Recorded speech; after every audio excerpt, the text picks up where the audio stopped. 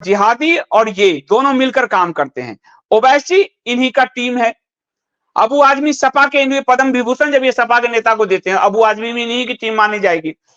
ये जो दंगा किया, जिसने कुरान पर एफआईआर दर्ज कराने का प्रयास किया, उसको जेल में उठाकर डालो कि जब कुरान जलाया नहीं गया तो तुम कैसे पहुंच गए।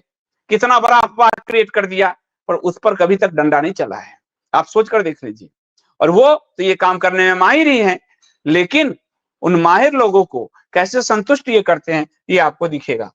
ये पूरा देखिए, गाड़ी वाड़ी सब जलाया गया था, पूरा कितनी गाड़ियां जलाई गई, कितना भयंकर प्रदर्शन हुआ, पूरा प्रदर्शन चल रहा है। अब आप देखिए ये कैसे जल उठा शहर, ये आपको खबर दिख गया। सोचे समझी साजिश, देवेंद्र फडणवीस का बड़ा बयान। नागपुर हिंसा जो है साजिश, एकनाथ शिंदे का बयान। औरंगजेब की कब्र की लड़ाई, सुलग उठा नागपुर, आज तक की खबर। औरंगजेब का गुणगान करने वाले सबसे बड़े देशद्रोही एकनाथ शिंदे। और ये पूरा देवेंद्र फडणवीस ने जो नागपुर हिंसा में कहा है वो पूरा है। ये बीएचपी को क्या हो रही, बीएचपी को बचाने की तैयारी, सीएम ने उछाला छावा फिल्म का नाम, हिंसा से क्या है कनेक्शन। बीएचपी को कोई बचाने की तैयारी नहीं हो रही, बीएचपी को आगे लगाया ही इसीलिए गया। बीएचपी हिंदुओं के बचाव में कम, संघ भाजपा के लिए ज्यादा काम करती है। ये कार सेवा ये करवाने के लिए बीएचपी ने, यानी स्टार्ट बीएचपी ने किया। अबू आजमी का बयान था स्टार्ट, और बीएचपी ने कहा कब्र उखाड़ेंगे कार सेवा। कब्र उखाड़ कानून से आप सकते हैं, पर आप तो वक्फ नहीं हटा रहे, तो कब्र क्या हटाएंगे। तो अब आप देखिए, आप ध्यान से देखिए, आपको ये 2-3 खबरों का एक साथ एक कोलाज है। अभी लेटेस्ट आपको लड़ाई लड़वा रहे हैं उनके साथ, जिनसे आप लड़ाई लड़ रहे हो जिहादियों से, उनके साथ ये क्या कर रहे हैं पर्दे के पीछे।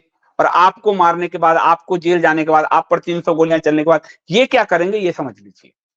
आपने साहिला रशीद से बड़ी लड़ाई लड़ी, देशद्रोही सब कहा, इस पर से दिल्ली पुलिस ने देशद्रोह का केस हटा लिया। मोदी जी ने इसको नौकरी, मोदी सरकार में इसको नौकरी मिली है, सुरक्षा मिली है, सब मिली है। आपने एक लंबी लड़ाई हिंदुओं ने लड़ी साहिला रशीद को देशद्रोही साबित करने में। दिल्ली पुलिस ने, जो मोदी जी और योगी और अमित शाह के अधीन है, उसको क्लीन चिट दिया।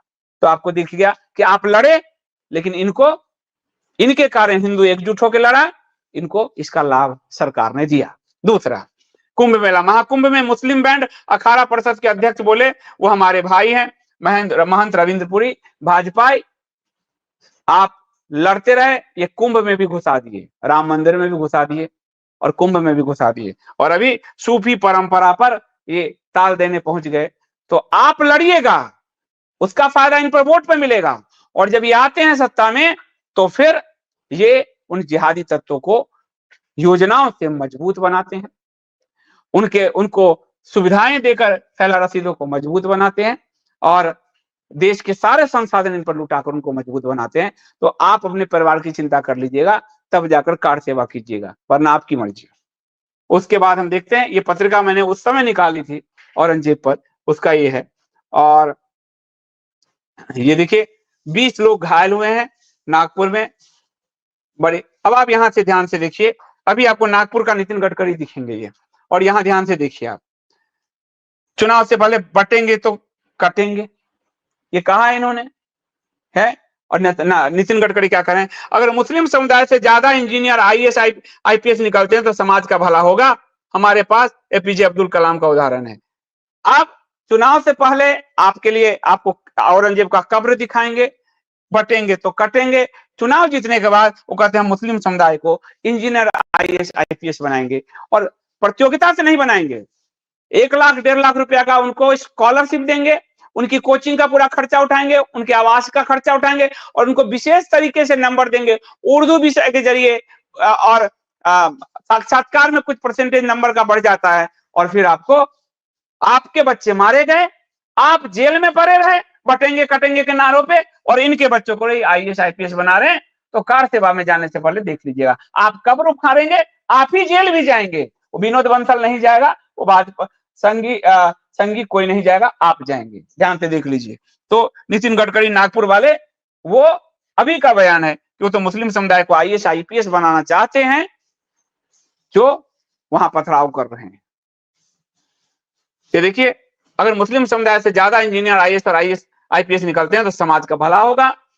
तो आप सोच कर जाइएगा, क्योंकि ओवैसी और ये भाजपा दोनों एक हैं। दोनों की टकराहट में ओवैसी को मुस्लिम एकजुटता मिलती है, इनको हिंदू एकजुटता मिलती है और काम हो जाता है। यही अबू आदमी को, सपा को मुस्लिम एकजुटता मिलती है, इनको हिंदू एकजुटता मिलती है, इनका काम हो जाता है।